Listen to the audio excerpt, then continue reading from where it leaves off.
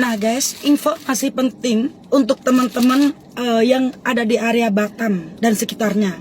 Aku nggak tahu ya daerah lain seperti apa, tapi yang pasti saat ini di Batam banyak banget rata-rata orang mengalami ini.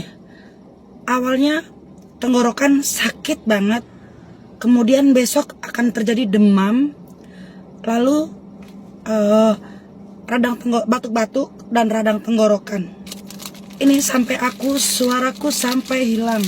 You tahu, semua macam-macam obat sudah diminum, tapi suaranya tetap hilang. Alternatif terakhir yang sangat membantu adalah ini, asam jawa. Aku beli asam jawa, sebagian aku langsung makan, langsung emut-emut. Sebagian aku jadikan seperti ini.